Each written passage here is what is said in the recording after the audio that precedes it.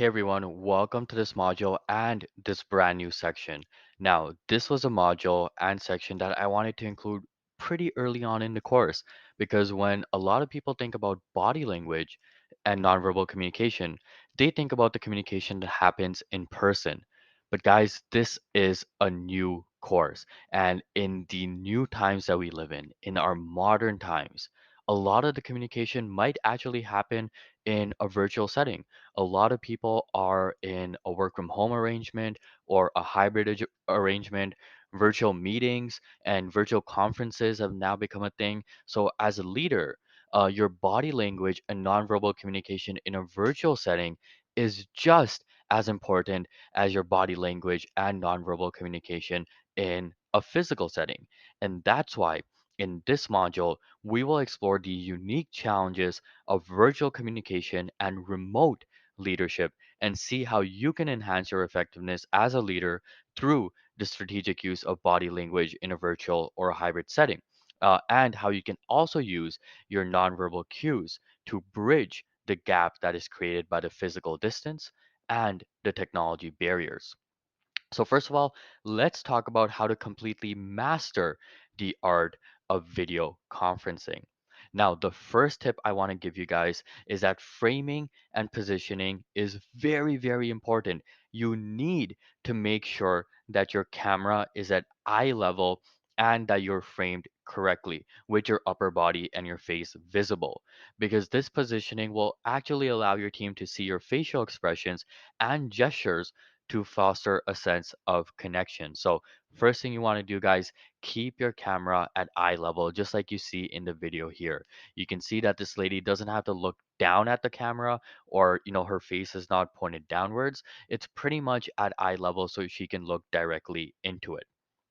Now, at the same time, a big mistake a lot of people make is when it comes to eye contact. So, when it comes to eye contact, do not look at the people while speaking. So, the people you see on your screen, don't look at them, but look directly into the camera as you're speaking, because this creates the impression of eye contact. So, if you look at the camera, people will actually think that you're looking at them. But if you're actually looking at the people who are appearing on your screen and not the camera, you might think that you're making eye contact with them, but to the other person who's on the other side of the video, it actually looks like you're looking down. So, guys, when it comes to eye contact, have your camera at eye level and look at the camera. Now, at the same time, background and lighting is very important. So, choosing a well lit space with a neutral, uncluttered background to minimize distractions will really help keep the focus on your message. So, just with these few tips, guys, we're already off to a great start when it comes to mastering the art of video conferencing. Now, let's take a look at how we can actually convey emotions and intentions virtually, as that's a very important part of body language as well.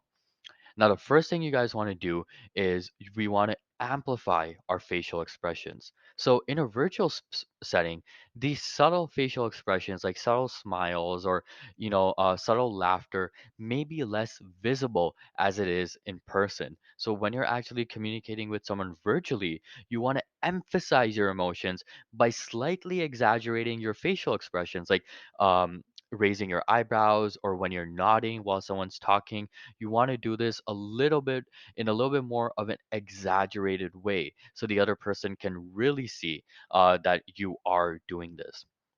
You also want to use your gestures effectively because, unlike real life, your vision, or rather the other person's vision of you, is actually limited within the camera frame. So keep your gestures kind of short and concise and be mindful of receptiveness.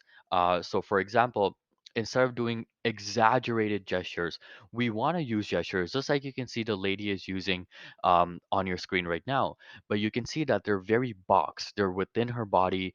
They're not exaggerated. So we can actually see all the gestures that she's doing while talking within the camera frame. So be mindful of that. And also, be mindful of the type of gestures you're using as well. So, for example, an open palm gesture or any gesture with your hands open or your palms open can signal openness and receptiveness, while doing gestures with like a clenched fist or a closed fist can convey determination. So keep these things in mind as well when you're looking to do gestures. Now, the final thing, guys, when it comes to conveying your emotions, is about vocal variety. And regarding this, in the absence of in person cues, right, when you're not in person with somebody, the tone of your voice plays a significant role in conveying your emotions and intentions. So use your pitch, use your volume, use the pacing variations to keep your audience engaged so that you're not talking in a monotone method and boring the person that you're talking to. And this will really help you ensure that your message is also effectively communicated. Now, the next thing we want to talk about is how to encourage this virtual collaboration and how to engage your audience as a leader when you're communicating with them virtually.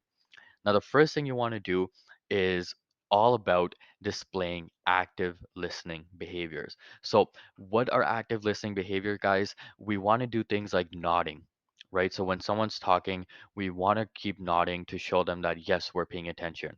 We want to lean in slightly. We want to maintain eye contact, even if it's a virtual setting. While they're speaking, we want to say little things like, oh, I see. Oh, okay. Yeah, that's right. To show them that we're actually paying attention and we're not wandering off into space. A lot of people think that when you're in a virtual meeting, you probably think the other person is not paying attention to you. It's so easy to get distracted. So, having and showing these active listening behaviors will really go a long way in encouraging engagement. The second thing you want to do, guys, is when you're virtual, what you can do is you can actually use emojis in virtual meetings to show that you're following along. So, for example, whether you're using Microsoft Teams or Zoom or Skype or Slack, it doesn't matter which virtual or video conferencing platform you're on.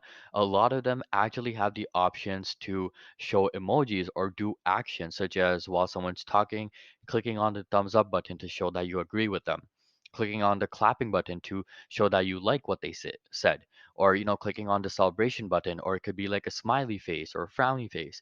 But use these emojis and try to break down that technology barrier and make it look like you're really talking in person. Now, another thing we want to do is we want to create a sense of inclusion, especially if you're in a virtual meeting where you're not talking to one person, but you're talking to multiple people at a time. So when we're doing this, not only do we want to make an effort to address each team member, but we also want to use inclusive gestures. And one example of an inclusive gesture you can try right away in your next meeting is this one that you see on screen. And this gesture is all about sweeping your hand across the screen to create a sense of unity and shared purpose and kind of show that you're not singling out one person, but you're talking to everyone.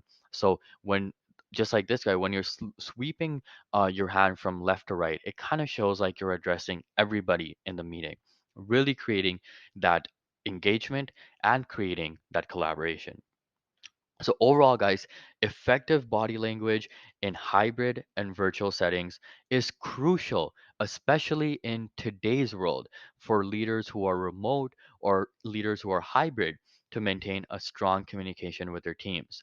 So by mastering the video conferencing techniques that we talked about when we talk about adjusting your laptop or your device when it comes to where to look on the camera, having good lighting and background, also, when we talked about conveying emotions and intentions, like amplifying your expressions, using your gestures, making sure they're within the frame, and also encouraging collaboration and engagement by, displaying these active listening behaviors or using emojis, you can actually overcome the challenges of remote leadership and maintain a thriving team dynamic. So I hope this module and I hope this section on virtual body language and non um, communication, nonverbal communication rather, was helpful.